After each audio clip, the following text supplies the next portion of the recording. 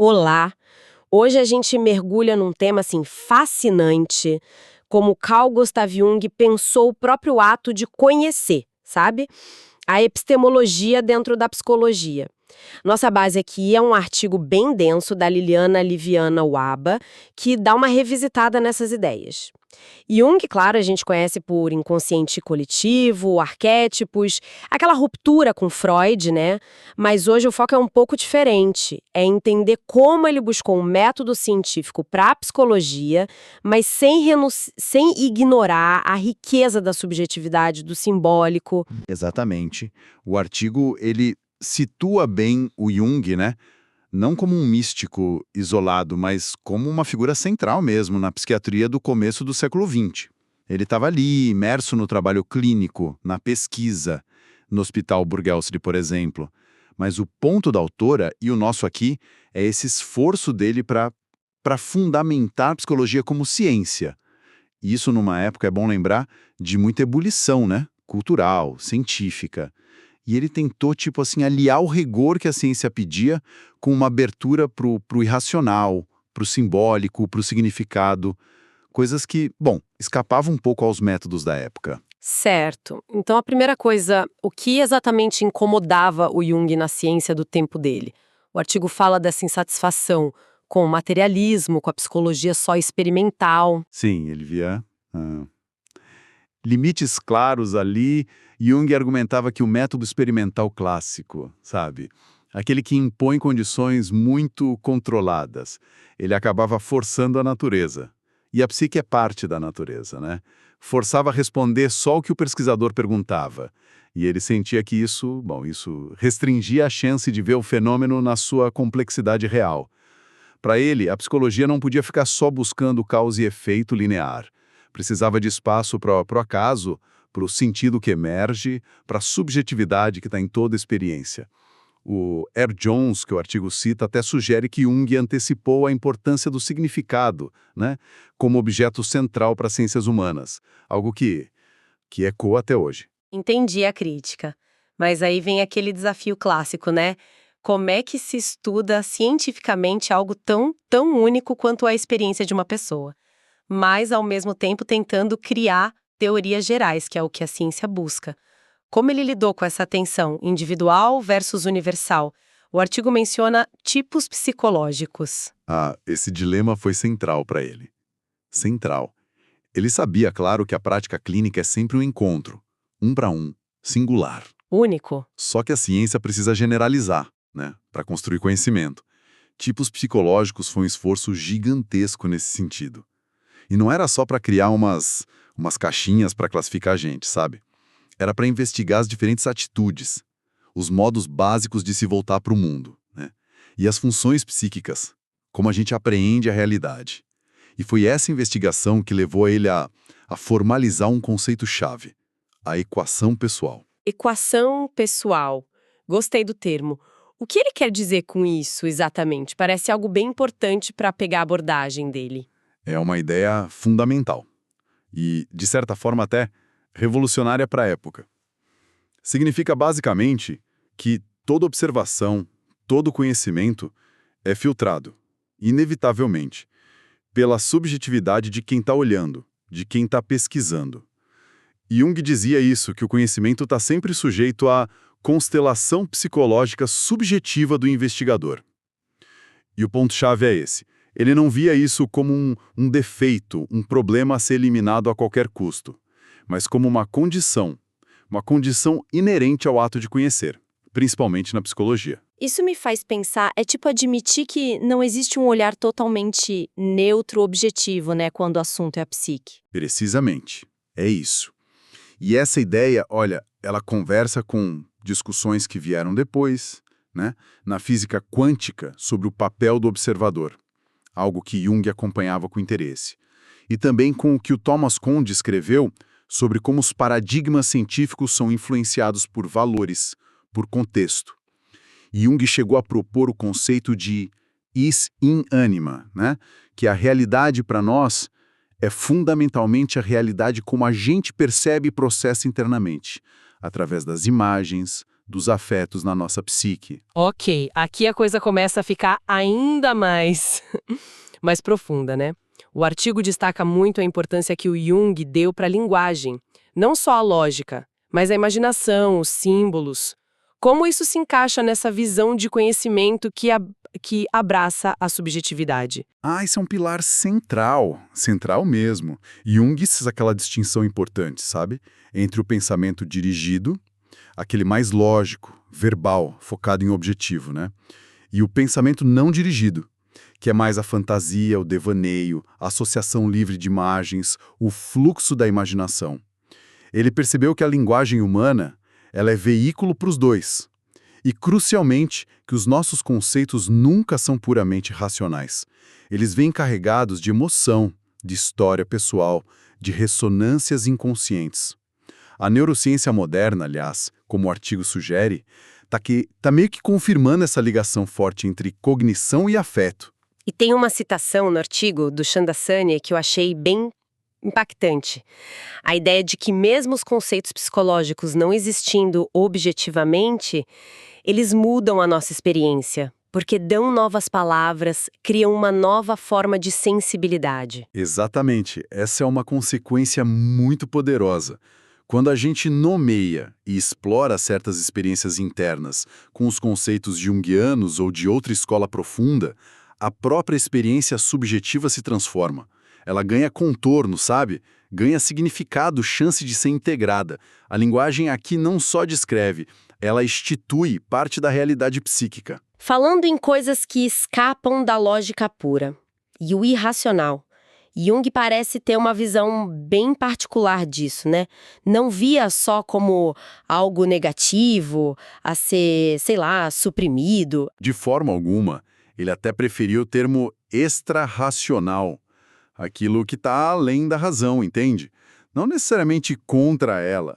Jung acreditava que a solução para conflitos internos profundos, para aquela tensão entre opostos na psique, sabe?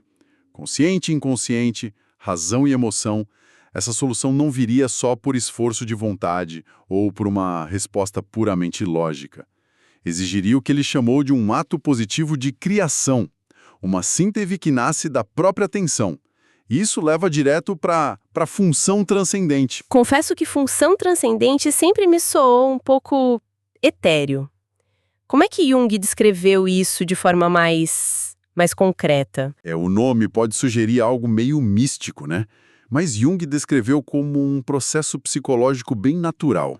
É a capacidade que a psique tem de mediar entre o consciente e o inconsciente. Quando a gente está num impasse, sabe, com opostos em conflito, a psique pode gerar espontaneamente um símbolo. Pode ser uma imagem, um sonho, uma ideia que surge do nada. E esse símbolo ele contém elementos dos dois lados, mas aponta para uma nova direção, uma nova atitude. É a melhor expressão possível, como ele dizia, de algo que ainda não é totalmente conhecido, mas que está buscando integração. É um trabalho conjunto, né? O inconsciente oferece o material bruto simbólico e a consciência se esforça para entender, para integrar aquilo. Mas Jung era pragmático, viu? Ele alertava contra a idealização fácil, as tais ilusões sobre a beleza da alma. Lembrou que esse processo envolve também encarar a sombra, os aspectos mais difíceis. Ok, isso clareia bastante. Então, se a gente fosse resumir os pilares dessa abordagem junguiana para o conhecimento, quais seriam os princípios centrais que o artigo da UABA destaca? A autora organiza bem esses pilares, sim. Esses pilares epistemológicos da psicologia analítica. Dá para destacar uns 4 principais. Primeiro, a ideia de uma estrutura da psique. Jung postulava que, por baixo da diversidade toda, individual, cultural, existe uma estrutura psíquica fundamental, com padrões universais de funcionamento, os arquétipos. Mas é crucial entender. Não são imagens prontas, ideias fixas, são formas a priori, sabe? Princípios organizadores herdados que moldam nossa percepção, nossa imaginação, nosso comportamento. Seriam tipo a gramática básica da experiência humana. Vem da nossa evolução biológica, mas se expressa de forma única em cada cultura, em cada pessoa. Isso daria a base para uma psicologia que pudesse ser geral e individual ao mesmo tempo. Uma espécie de mapa básico da psique, mas cada território é único. Faz sentido. Qual seria o segundo pilar? O segundo é o finalismo, ou teleologia. É a perspectiva de que a psique não é movida só por causas do passado, tipo traumas, instintos, mas também por um direcionamento para o futuro, um propósito. Geralmente, esse propósito é entendido como autorregulação, busca de equilíbrio e o desenvolvimento da totalidade do ser, né? O famoso processo de individuação. Mas aqui tem uma nuance importante, que o artigo aponta, citando Moreira Leite. Para Jung, essa finalidade não é um destino fixo, sabe? Pré-determinado. É algo que se constrói, que se revela no processo, na vivência. Está ligado à nossa capacidade de fantasiar, de imaginar futuros e se orientar por eles. Gosto dessa ideia. Um propósito que não é rígido, mas que emerge da jornada em si. E o terceiro princípio? Esse geralmente dá o que falar, né? Sim, a sincronicidade. É um princípio de conexão que opera, fora da causalidade linear que a gente está acostumado. Jung, muito influenciado pelos papos com o físico Wolfgang Pauli, observou a ocorrência daquelas coincidências significativas, sabe? Eventos externos que espelham de forma muito espantosa um estado psíquico interno, sem que um cause o outro diretamente. Ele propôs que isso poderia apontar para uma camada mais profunda da realidade, onde psique e matéria não estão totalmente separadas, um unus mundus, ou um contínuo psicofísico. É um conceito desafiador, sem dúvida. Convida a gente a pensar em conexões além do causa e efeito. Realmente desafiador. E o quarto e último pilar que o artigo menciona? O quarto é a valorização intensa da linguagem simbólico-metafórica. É o reconhecimento claro de que, para pegar a profundidade da psique, a gente precisa ir além da linguagem só lógica, só conceitual. A metáfora, o símbolo, a imagem, a narrativa, tudo isso carrega múltiplas camadas de significado, né? Ressonâncias afetivas, conexões inconscientes, que a linguagem denotativa, aquela do dicionário, não alcança. É a linguagem primeira do inconsciente. Então, é uma via principal para explorar e entender o inconsciente. Estrutura, finalidade, sincronicidade e linguagem simbólica. 4 pilares bem diferentes da ciência mais tradicional, né? Agora, a pergunta-chave. Como é que esses princípios viram um método? Como se faz pesquisa ou terapia seguindo essa visão? Olha, Jung não deixou um manual de método tipo passo a passo, mas ele delineou uma abordagem geral, que ele chamou de construtiva ou, talvez melhor, empírico-comparativa. Ela parte da observação cuidadosa da experiência, o lado empírico, mas amplia isso. O artigo da Vaba sintetiza alguns elementos essenciais desse método. Primeiro, aquilo que a gente já falou, o respeito à subjetividade. Isso vale tanto para a equação pessoal do pesquisador, que tem que ser reconhecida, quanto para a experiência única da pessoa estudada. A meta não é eliminar a subjetividade, mas compreendê-la. Ela faz parte do fenômeno. Segundo, aquela atitude de não impor condições restritivas demais. É preciso criar um espaço onde a psique possa se manifestar mais livremente, sabe? Sem ser forçado a caber nas hipóteses que o pesquisador já tinha na cabeça. Lembra da crítica ao experimentalismo? Ele queria que a natureza pudesse responder a partir da plenitude de suas possibilidades. Deixar vir. Essa ideia de deixar acontecer, de permitir que o material surja, parece central mesmo. Totalmente. E isso leva ao terceiro elemento do método, a amplificação. É uma técnica comparativa, fundamental para trabalhar com material simbólico, sonhos, fantasias, mitos pessoais. Consiste em buscar paralelos, ecos desse material em diversas fontes culturais, mitologia, religião, contos de fada, arte, alquimia. Não é para reduzir o símbolo pessoal a um significado universal fixo, não. É para enriquecer a compreensão dele, sabe? Revelar as várias camadas de sentido. É como um arqueólogo que contextualiza um achado. Ajuda a tirar o material do âmbito só pessoal e conectar com padrões humanos mais amplos, imagino. Exatamente. Essa é a ideia. O quarto elemento é o processamento simbólico, que o Pena, citado no artigo, destaca como ferramenta central. Isso significa que a compreensão não vem só da análise intelectual, do pensamento. É preciso engajar também o sentimento, o valor afetivo daquilo. A sensação, os detalhes concretos, a percepção sensorial e a intuição, aquela apreensão mais direta de padrões, de possibilidades. É um processo que busca integrar todas as funções da consciência para uma apreensão mais completa do significado. Uma abordagem bem mais holística do que a análise puramente racional, né? Sem dúvida. Isso está refletido naquele ciclo de trabalho com o inconsciente que o Humberts descreveu e que a Vaba cita. Geschehene lassen, betrachten e sich auseinandersetzen. A gente pode traduzir livremente como: primeiro, deixar acontecer. Permitir que o material inconsciente, um sonho, uma emoção, uma imagem, venha à tona sem censura. Segundo, contemplar. Observar com atenção esse material, refletir sobre ele, sentir, sem pressa de interpretar. E terceiro, confrontar-se.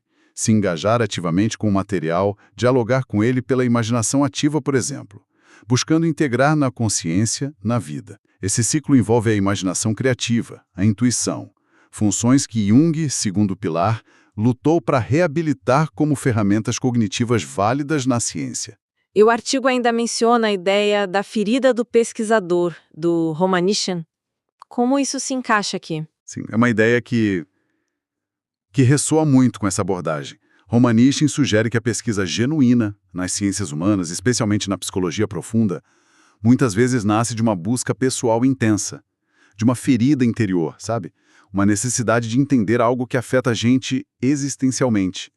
A própria palavra em inglês, research, pesquisar, teria essa coisa de uma nova busca por algo que se perdeu. Pesquisar, nesse sentido, seria também uma forma de autoconhecimento, uma tentativa de reconexão. Então, o que tudo isso significa? Essa pergunta parece ecoar no final do artigo, né? Que toca numa dimensão ética importante. Jung viveu as guerras, viu o potencial destrutivo da ciência. Com certeza, a UABA enfatiza muito esse ponto. Para Jung, especialmente depois das catástrofes do século XX, o conhecimento, sobretudo o autoconhecimento psicológico, não podia ser neutro, não podia ser só acadêmico. Tinha uma responsabilidade ética ali, o trabalho de integração simbólica, a individuação. Isso deveria se traduzir em uma obrigação ética, na relação consigo, com o outro, com a comunidade. Ele parecia bem preocupado com o conhecimento que se desvincula de um propósito maior, de valores, né? Muito preocupado. Ele criticava a precipitação desenfreada para o novo e via com desconfiança a aplicação sem critério de métodos estatísticos que massificam a experiência individual, refletindo talvez o que ele veria como um homo consuméricus, perdendo a singularidade.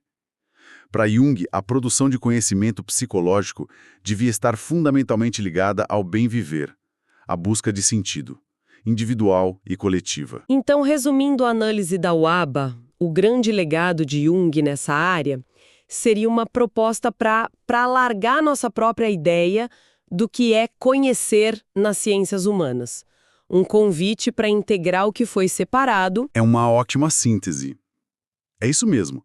A proposta junguiana é a de um caminho que não só aceita, mas valoriza a subjetividade, que tenta integrar estrutura e propósito, essa finalidade que emerge, que ousa pensar em conexões não causais, a sincronicidade, e que reconhece a linguagem simbólica como essencial para acessar a riqueza da experiência humana. O artigo conclui que fazer ciência humana nessa ótica exige um método que incorpore esses princípios. Como sugere o Zoja, citado pela UABA, se a psicanálise como um todo ajudou a criar uma nova subjetividade no mundo moderno, talvez a contribuição específica de Jung tenha sido nos oferecer uma nova sensibilidade, uma forma mais ampla, mais profunda, de perceber e compreender nossa vida interior, nossas relações, nosso lugar no mundo. Pesquisar nesse sentido vira uma forma de perguntar: quem somos nós? Como a gente se relaciona? Para onde a gente está indo? Uma análise realmente densa e provocadora, né? Sobre essa tentativa do Jung de construir pontes entre o rigor científico e a alma humana, entre o observável e o simbólico. Desafia muitas das nossas certezas sobre o que é conhecimento válido, principalmente quando o objeto é algo tão elusivo e complexo quanto a psique. Sem dúvida. Convida a gente a olhar para a nossa própria equação pessoal, né? Como nossa história, nossos valores, nossa psique, como tudo isso molda o que a gente conhece e como a gente conhece. E nos lembra do poder das metáforas, dos símbolos, não só na terapia, mas na própria construção de significado na vida. O artigo deixa essa sensação de que talvez a busca não seja por uma verdade objetiva final sobre a psique, mas por uma expressão verdadeira da experiência subjetiva, que é onde o sentido realmente mora, né? Fica aqui então uma provocação para a gente pensar. Se todo o conhecimento sobre a psique é filtrado pela nossa subjetividade e muitas vezes só pode ser expresso simbolicamente, será que a busca por uma objetividade total nesse campo não é tipo uma quimera? E mais, essa subjetividade que não dá para escapar, ela diminui o valor do conhecimento psicológico? Ou, pelo contrário, revela algo essencial sobre a natureza daquilo que a gente tenta compreender?